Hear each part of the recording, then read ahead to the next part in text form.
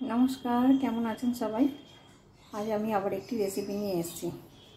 আজকে বানাবো এঁচোড় চিংড়ি। বাঙালিদের খুবই প্রিয় এই এঁচোড় চিংড়ি, তাই আজকে বানাবো এঁচোড় চিংড়ি। তার জন্য আমি এঁচোড়টা এখানে কেটে ধুয়ে রেখেছি আগে থেকে। এখানে একটু বড় সাইজের চিংড়ি মাছ আছে। চিংড়ি মাছটা নুন হলুদ মাখানো হয়নি, এখন নুন হলুদ মাখাবো আগে। আর এখানে আলু কাটা আছে ডুমো করে, পেঁয়াজ কুচি, টমেটো কুচি। আর কড়াই প্রথমে আমি এঁচোড়টাকে একটু ভাপিয়ে নেব নুন হলুদ দিয়ে। এঁচোড়টা আমি এখানে জল দিয়ে আর নুন হলুদ দিয়ে ভাপিয়ে নেব।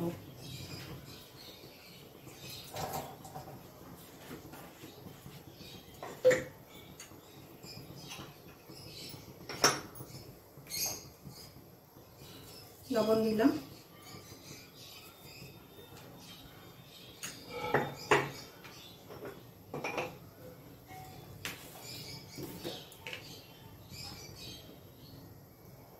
একটু হলুদ দিলাম।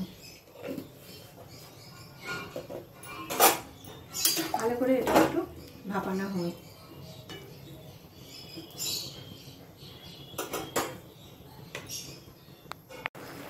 এঁচোড়টা এখানে আমার ভাপানো হয়ে গেছে, আমি এটা ঢেলে নেব।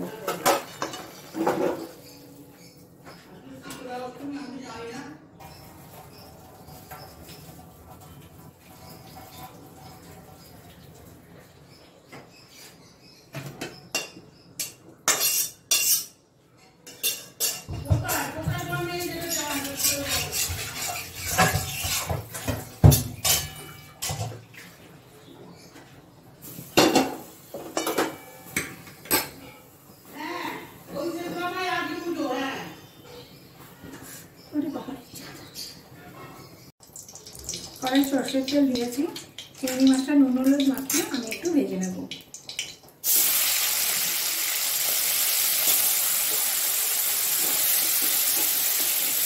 চিংড়ি মাছটা নরম মাছ, বেশি ভাজতে যাবে না, বেশি কড়া করে ভাজবো না।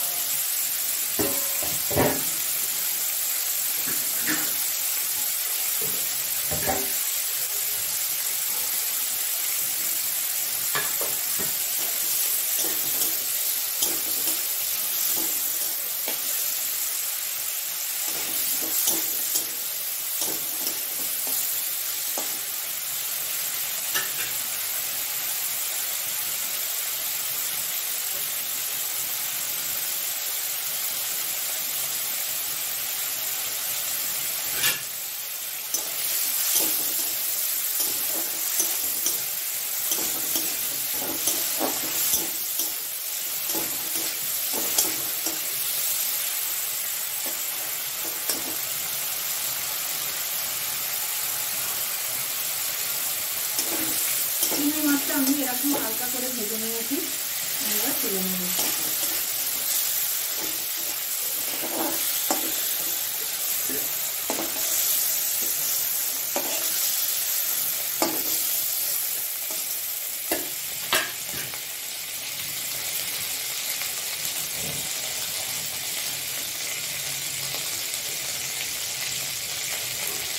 কড়াই আমি কিছুটা সরষের তেল দিলাম।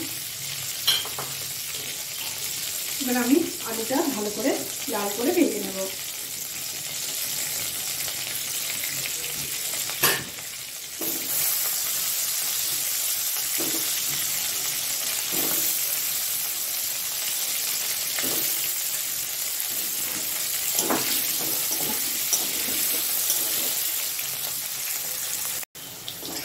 আলুটা আমার এখানে লাল করে ভাজা হয়ে গেছে, আমি আলুটা তুলে নেব।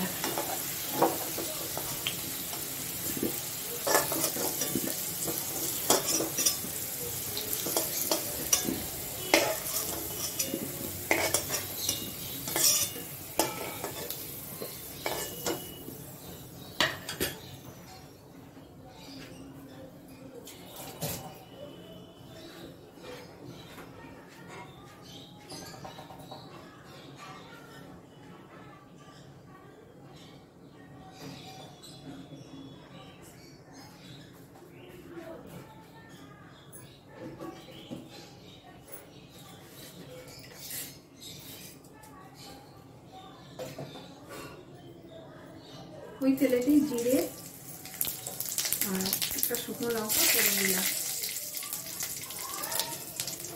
দিয়ে আমি পেঁয়াজটা ভেজে নেব।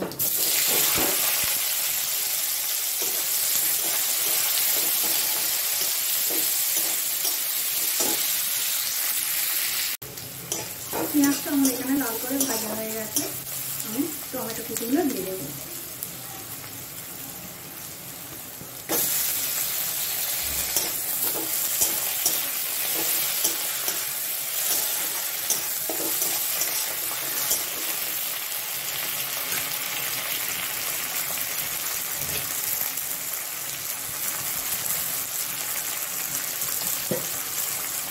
এর সঙ্গে দেবো আদা রসুন বাটাটা।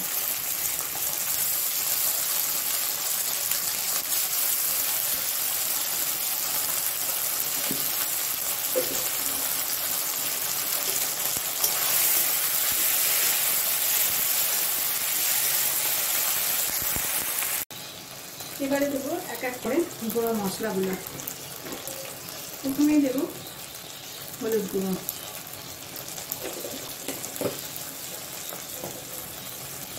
তারপরে দেব লঙ্কার গুঁড়ো,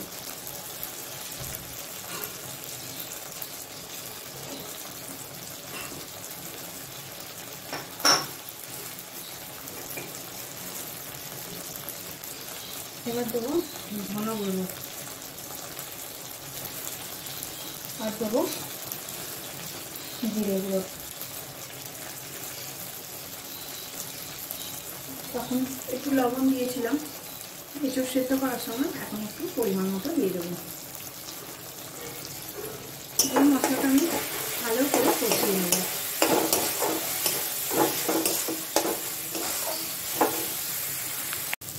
মশলাটা এখানে আমার ভালো করে কষানো হয়ে গেছে, আমি এবার একে একে এঁচড় আর আলু চিংড়ি সব দিয়ে দেবো।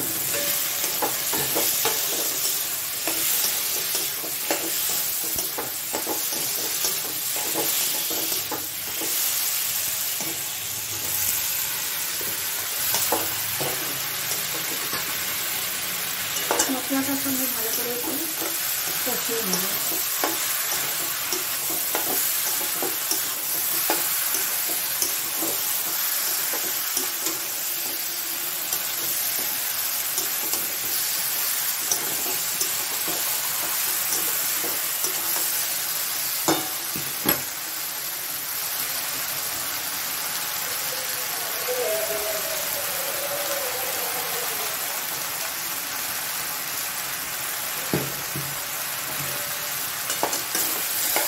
মশলাটার সঙ্গে আমার ভালো করে এঁচড়টা কষানো হয়ে গেছে, এবার একটু জল দিয়ে সেদ্ধ করে নেব।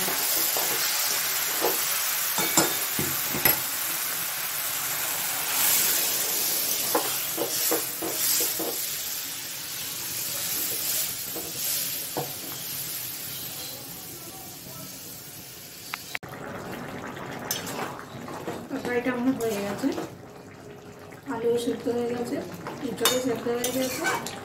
এবার আমি একটু গরম মশলা দিয়ে নামিয়ে নেব।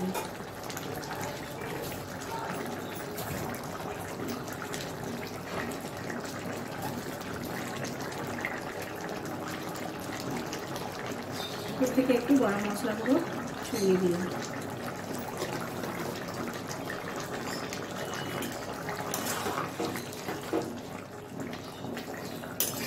ভিডিওটি যদি ভালো লেগে থাকে একটা লাইক করে দেবেন, আর আমার চ্যানেলটি সাবস্ক্রাইব করতে ভুলবেন না। ধন্যবাদ।